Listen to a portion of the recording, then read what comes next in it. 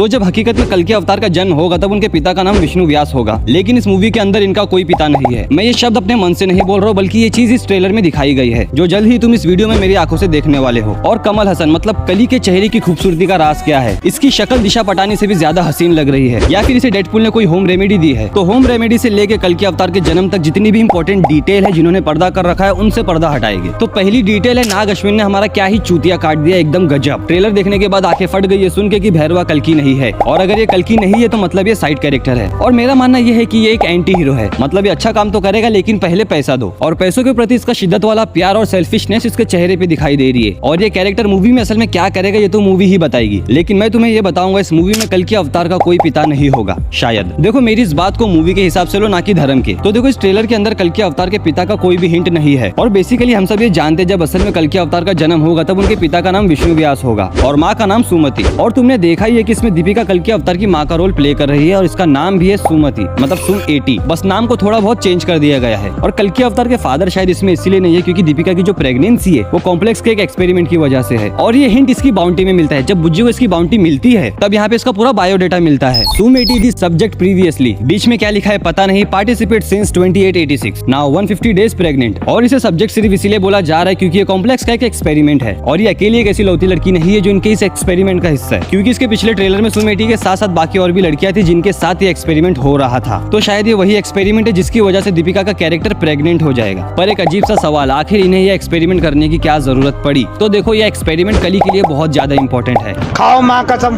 और वो कैसे, तो वो तुम्हें इस वीडियो में आगे जानने मिलेगा। बात हो जाए नेक्स्ट डिटेल पे, तो क्या तुम्हें इस आदमी की शक्ल देख के कुछ याद आ रहा है? नहीं, ये हातिम ताई का विलन नहीं है, वो 19s का हिट सॉन्ग है ना, दिल चीर के देख तेरा ही नाम होगा। ये बंदा उसी गाने का हीरो था, और ये गाना उस समय के पॉपुलर गानों में से एक था। और ये 19s के जमाने के अच्छे खासे एक्टर और प्रोड्यूसर है जो इसमें एक नेगेटिव रोल प्ले करने वाले हैं। नेक्स्ट डिटेल है इस फाइट से, अश्वत्थामा वर्सेस भैरवा की इस फाइट में हम लोग ये क्लियरली देख सकते हैं कि अश्वत्थामा की हाइट और साइज किसी जाइंट के बराबर है भैरवा के कंपैरिजन में, और इस साइज का कारण है द्वापर युग। उस समय के लोग कितने लंबे और चौड़े होते थे हम सब जानते हैं। तो अब आते हैं खूबसूरत डिटेल के ऊपर, कमल हसन यानी कली का चेहरा इतना सेक्सी क्यों लग रहा है? क्या इसकी चेहरे की इंस्पिरेशन डेडपूल है या फिर उसकी होम रेमेडी का असर है? तो कली की इस खूबसूरती का राज मूवी में नहीं बल्कि माइथोलॉजी में है। जब समुद्र मंथन के दौरान जो विष भोलेनाथ ने पिया था उसकी कुछ बूंदे इसके ऊपर भी गिर गई थी, जिसके कारण इसका शरीर भस्म हो गया। पर विष के बाद कुछ अमृत की बूंदे भी इसके ऊपर गिर गई थी, जिसके कारण ये अमर हो गया। तो हो सकता है ये जो लाल रोशनी है ये और कोई नहीं बल्कि कली हो, मतलब उसका एक फॉर्म। और अपने इसी ताकतवर लाइट फॉर्म को इसने इस कमसिन शरीर में डाला है, और यही एक कारण है इसके सर से इस लाइट का बाहर आना। और इसी वीक बॉडी के कारण ये सुम-80 और बाकी लड़कियों पे एक्सपेरिमेंट कर रहा है, क्योंकि वो ताकतवर शरीर ये पैदा नहीं करेगा बल्कि बनाएगा इस एक्सपेरिमेंट के थ्रू। लेकिन यही एक्सपेरिमेंट इसकी मौत का कारण भी बन गया।